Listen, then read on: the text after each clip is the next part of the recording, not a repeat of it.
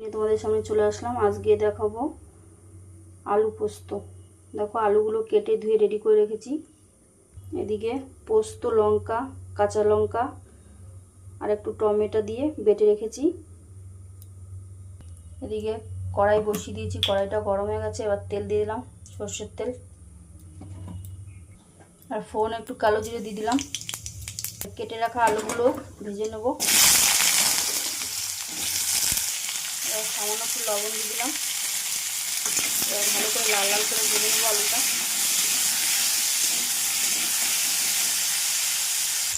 আলুটা ভেজে নিয়েছি, এবার পোস্ত বাটাটা দিয়ে দেবো। ভালো করে নিয়ে দিলাম।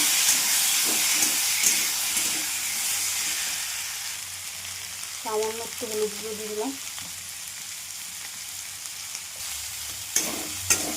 ভালোভাবে কষে নিয়ে সামান্য জল দিয়ে দেবো। কষানো হয়ে গেছে, এবার জল দিয়ে দিলাম এক বাটি। আমার রেসিপি যদি তোমাদের ভালো লাগে তাহলে আমাকে লাইক, কমেন্ট, সাবস্ক্রাইব করে আমার পাশে থেকো। এবার ঢাকনা দিয়ে 10 মিনিটের মতো ঢেকে দেবো। 10 মিনিট পরে তোমাদের আবার দেখাচ্ছি। দেখি মিনিট 10 হয়ে গেছে। এবার ঢাকনাটা আমি তুলে নিচ্ছি। দেখো আমার আলু পোস্তটা পুরো কমপ্লিট হয়ে গেছে, নামিয়ে দেবো।